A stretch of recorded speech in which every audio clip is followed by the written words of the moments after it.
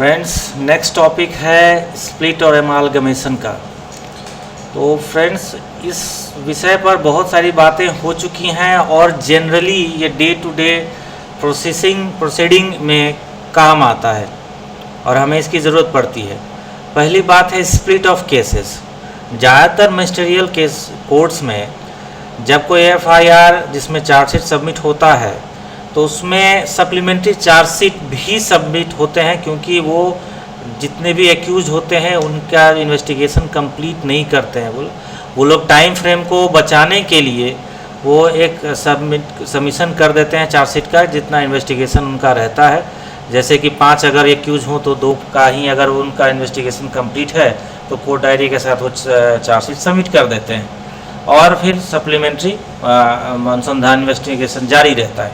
तो बाकी का जो है वो क्या, अगर जो सबमिशन होता है वो उसमें गैप होता है, 2 महीने का, 3 महीने का, 6 महीने का गैप होता है। तो उसमें ये चीज़ें हैं कि स्प्लिट करने के लिए ये कब आता है, कब हम कर सकते हैं, ये चीज़ तब आएगी इन पिक्चर जब आपका कोई चार्जशीट सबमिट होता है। उसमें अगर कोई सेक्शन कमिटेबल है यानी सेशन ट्राइबल है तो उस केस में ऑर्डर कॉग्निजेंस में ये होता है कि to split the record and send the initial record to the sessions जज कोर्ट। तो अब यहाँ क्या होता है कि आप सेपरेट करते हैं, तो कागजी तौर पे तो आप सेपरेट कर लेते हैं, लेकिन जो केस अभी चल रहा है उस केस को आप CIS पे स्प्लिट करना भूल जाते हैं और आप कमिट कर देते हैं, जिसका नतीजा ये होता है कि पूरा का होल एंड सोल केस जो है कमिट हो जाता है। अब जो आपके पास सेपरेट रिकॉर्ड होता है उस पर कोई नंबर नहीं होता है और बिना ही किसी नंबर के वो चल रहा होता है।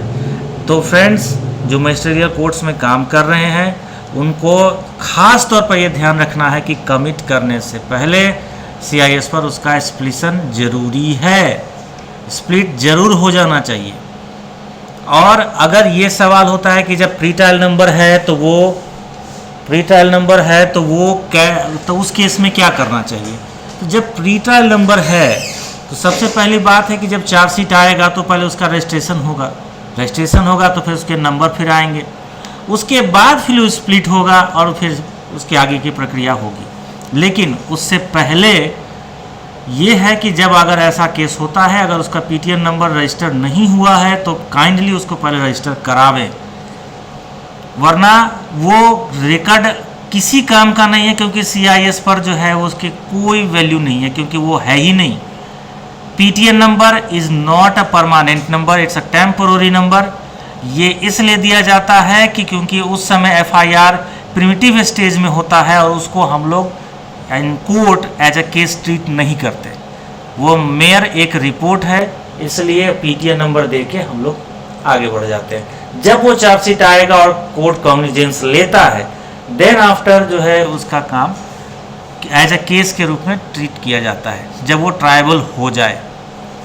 ठीक है, तो अब यहाँ केस रहा स्प्लिटअप का केस, ये समझ में आ गई होगी। दूसरी चीज़ है एमालगमेशन। मैक्सिमम लोगों के एक सवाल ये होते हैं कि स्प्लिट का तो है, एमालगमेट का क्यों नहीं है। एमालगमेशन में 2-3 चीज़ें ध्यान रखनी होती हैं।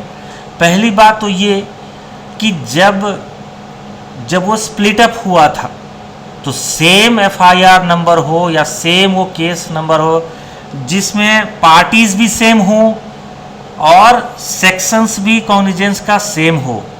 तीसरा कंडीशन ये होता है कि वो स्टेज भी सेम हो, सेम ही कोर्ट में चल रहा हो और स्टेज भी सेम हो, तब वो एमालगमेट होता है, अदरवाइज एमालगमेट तो नहीं होता। अब रही बात ये कि इसमें एमालगमेशन का कोई सब मेनू या कुछ भी नहीं है, ये बात सही है, एमालगमेशन का कोई मेन्यू नहीं है। उस केस में हम ये करते हैं कि जो पुराना रिकॉर्ड है, जो सबसे पहले स्प्लिट हुआ था, उसको बरकरार रखते हैं। जो बाद में स्प्लिटअप हुआ, जिसका बाद में नंबर पड़ा है, उसमें आप डिस्पोज ऑफ कर देते हैं एज एमालगमेटेड। उसमें एक सब मेनू आएगा, जब आप ये अनकंटेस्टेड और जब डिस्पोजल करेंगे तो उसमें देना पड़ता है कि किस कारणवश ये हुआ है, तो उसमें कारण में आप एमालगमेशन का मेनू चूज़ करेंगे और उसको एमालगमेट कर देंगे। एमालगमेट करने का मतलब ये हुआ कि वो डिस्पोज ऑफ हो गया है। अब जो जिस केस को आपने डिस्पोज ऑफ किया उसके सारे एक्यूज का नाम पुराने वाले जो रिकॉर्ड है उसमें आप प्रोसीडिंग मॉडिफिकेशन में जाके मॉडिफाई केस डिटेल्स में जाके उसमें सारे के सारे का नाम उसमें डालना होगा, तब ये केस एक बनता है।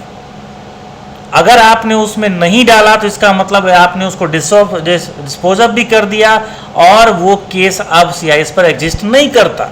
मतलब वो जो आपने सेपरेट किया था वो उसमें जाके मिला कि नहीं मिला ये CIS शो नहीं करता। इसीलिए ये जरूरी चीज़ें हैं कि जो उसके जितने भी एक्यूज हैं उसका नाम मॉडिफाई करके उस केस में जाके एंट्री कर देना है हर हाल में, तब जाके ये एमालगमेशन का प्रोसेस कंप्लीट होता है।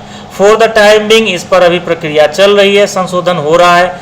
आने वाले समय में अगर एमालगमेशन का सब मेनू दिया जाता है तो आप डायरेक्टली कर सकते हैं। तो ये टॉपिक यहाँ कंक्लूड होता है।